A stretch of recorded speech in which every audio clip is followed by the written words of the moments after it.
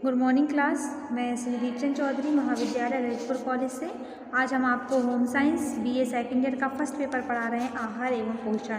आज हम जानते हैं इसमें वसा के बारे में कि वसा क्या होता है, इसके हमारे शरीर में क्या कार्य होता है और इसकी कमी से हमारे शरीर में क्या प्रभाव होता है और इसकी अधिकता से क्या प्रभाव होता है, इस सब के बारे में वर्णन करेंगे। तो सबसे पहले तो हम ये जान लेते हैं कि वसा क्या है। वसा क्या है पहले ये जान लेंगे। तो लिपिड्स का वर्गीकरण भोजन में उसकी पौष्टिकता के आधार पर किया जाता है।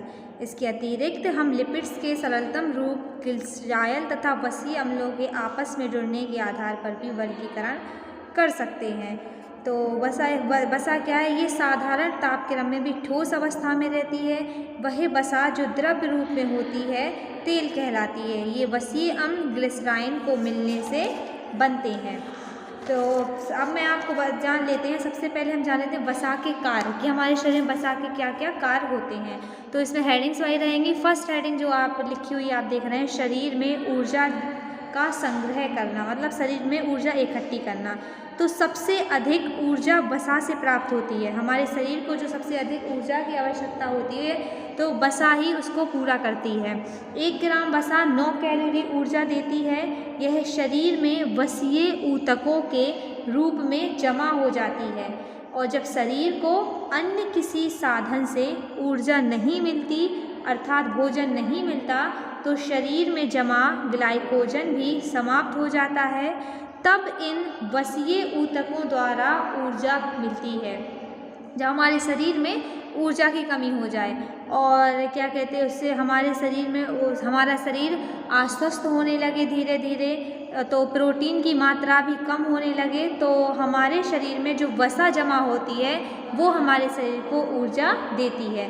भोजन में कार्बोस तथा प्रोटीन की मात्रा अधिक होने पर वो भी शरीर में वसीय तंतुओं के रूप में जमा हो जाते हैं। यदि हमारे शरीर में भोजन के द्वारा कार्बोज और प्रोटीन की मात्रा अधिक हो जाए तो वो वसीय तंतुओं के साथ जमा हो जाते हैं। इस प्रकार वसा ऊर्जा संग्रह का उत्तम साधन माना जाता है।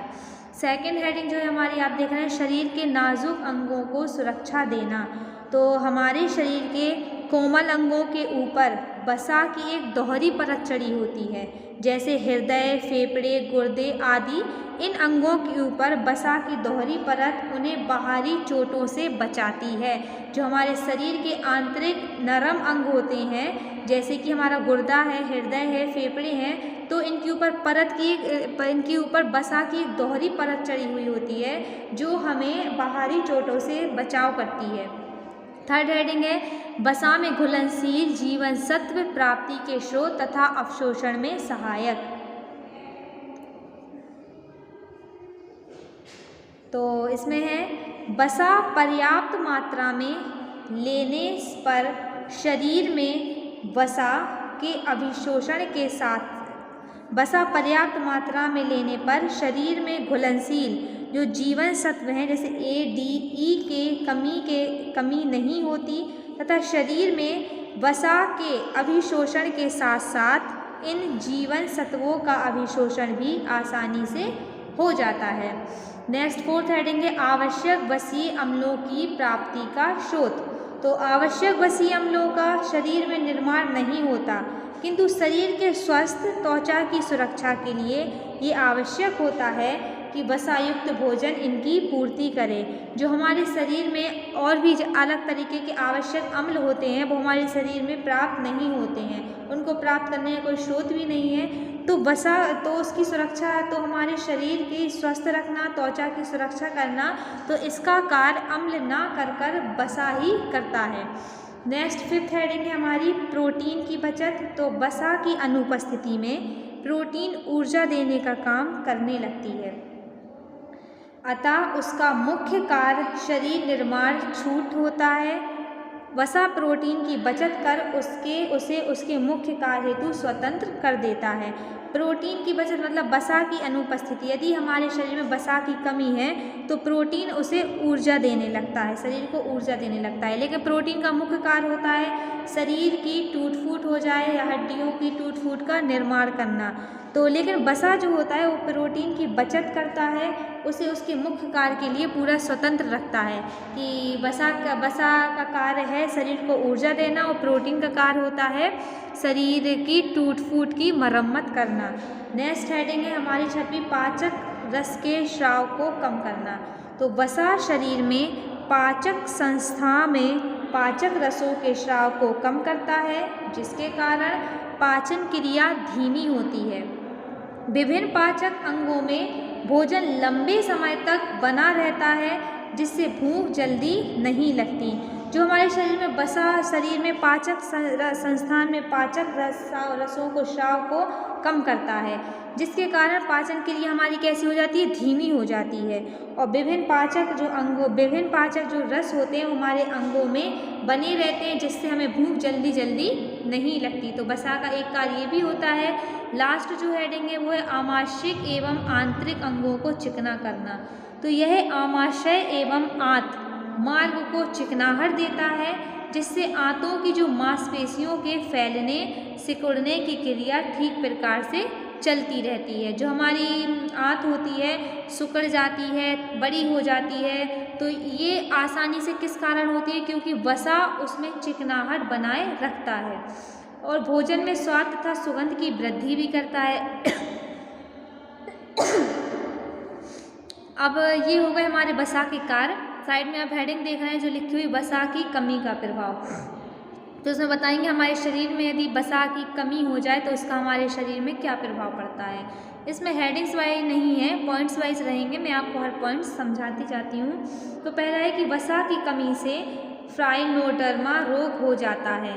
वसा की कमी से त्वचा कछुए की त्वचा के समान हो जाती है, मतलब खुरदुरी हो जाती है। अगर आपके शरीर में तो वसा की कमी है तो आपकी त्वचा पर लाल लाल चकत्ते गोल गोल आकार के होने लगेंगे और त्वचा खुरदुरी हो जाएगी। दूसरा, इसकी कमी से त्वचा की बीमारी जैसे डार्माटाइटिस हो जाती है। दूसरा प्रभाव ये पड़ता है हमारे शरीर में कि वसा की कमी से वसीय अम्लों की कमी हो जाती है, इसलिए शरीर की जो सामान्य वृद्धि है वो भी रुक जाती है।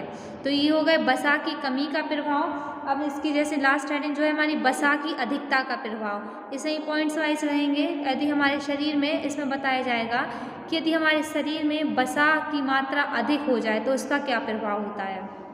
तो वसा की कमी के समान वसा की अधिकता भी शरीर के लिए नुकसानदायक प्रभाव डालती है। जैसे अगर शरीर में वसा की कमी हो जाए तो वो हमारे शरीर के लिए हानिकारक होता है। ऐसे यदि शरीर में वसा की अधिकता हो जाए तो भी ये शरीर के लिए हानिकारक होती है।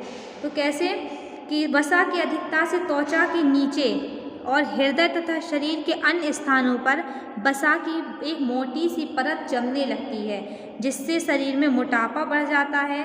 यह मोटापा खुद तो बीमारी है, साथ ही कई हृदय संबंधी रोग जैसे मधुमेह लेकर हृदय संबंधी रोग और डायबिटीज़ मधुमेह लेकर आ जाता है। मधुमेह क्या है? मधुमेह मोटे लोगों को मधुमेह होने की संभावना बहुत अधिक होती है, क्योंकि अधिक तला हुआ भोजन मधुमेह का कारण बन सकता है।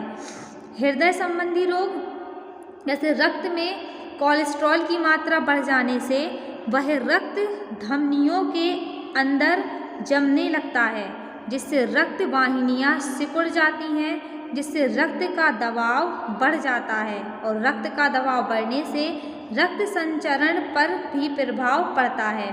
रक्त में 120 से 160 मिलीग्राम और 100 मिली के हिसाब से कोलेस्ट्रॉल होना चाहिए। इसकी अधिक मात्रा हृदय गति भी रोक सकती है। मोटापे के कारण गुर्दे के चारों ओर जमा वसा की मोटी परतें गुर्दों के काम में भी रुकावट डालती हैं, जिससे शरीर से गुर्दे द्वारा निकाले जाने वाले निरुपयोगी पदार्थ बाहर ना निकलकर जमा होने लगते हैं। यह स्थिति मनुष्य के लिए बहुत ज़्यादा हानिकारक होती है। मोटापा दूर करने के उपाय क्या होते हैं? कि इसे भोजन में वसा का प्रयोग कम करें, मतलब तेल, घी इन सब का प्रयोग कम करें। उन भोजन बनाने की विधि का प्रयोग करें जिससे वसा का प्रयोग कम हो, जैसे कि भोजन को भाप वाला भोजन हम खाएं तो उसमें तेल और घी का प्रयोग नहीं होता। घी के स्थान पर तेल का प्रयोग करें ताकि शरीर में कोलेस्ट्रॉल अधिक ना पहुँचे। घी में सबसे ज़्यादा कोलेस्ट्रॉल पाया जाता है, तो घी की अगर आप घी का प्रयोग ज़्यादा कर रहे हैं तो उसकी जगह आप तेल का प्रयोग करें, उसमें कोलेस्ट्रॉल अधिक नहीं होता। अधिक कोलेस्ट्रॉल युक्त वसा का प्रयोग नहीं करना चाहिए। भोजन में फल या फलों का जूस अधिक लेना चाहिए क्योंकि इनका अम्ल वसा को नष्ट कर देता है तथा त्वचा के नीचे जमी जो वसा की परत में से भी वसा को ये काटता है। भोजन का समय एक निश्चित होना चाहिए। दिन भर थोड़े थोड़े अंतराल पर भोजन नहीं करना चाहिए। भोजन का वसा के साथ साथ भोजन के कार्बोहाइड्रेट भी कम लेने चाहिए क्योंकि जो कार्बोहाइड्रेट के पचने पर अतिरिक्त ग्लूकोज भी वसा के रूप में जमा हो जाता है। वसा के साथ साथ यदि हम भोजन में कार्बोहाइड्रेट भी कम ले रहे हैं ज़्यादा, तो वो जाकर कार्बोहाइड्रेट पचने की जगह ग्लूकोज भी उसका वसा के रूप में बदलने लगता है, तो कार्बोहाइड्रेट की मात्रा भी कम लेनी चाहिए। और भोजन में प्रोटीन की मात्रा बढ़ाने पर ध्यान रहे कि यह प्रोटीन उन भोज्य पदार्थों से हो जिनमें वसा ना हो। और लास्ट इसका उपाय है कि मोटे व्यक्ति को कम से कम रोज़ 4 से 5 मील पैदल चलना चाहिए। यदि मोटापे के साथ कोई रोग और हो तो डॉक्टर से भी सलाह ले लेनी चाहिए। तो ये हो गए हमारे वसा के कार्य, वसा की कमी का प्रभाव और अधिकता का प्रभाव। नेक्स्ट वीडियो में हम लेकर आएंगे वसा का पाचन, अभिशोषण, चयापचय, इसके बारे में हम आपको बताएंगे।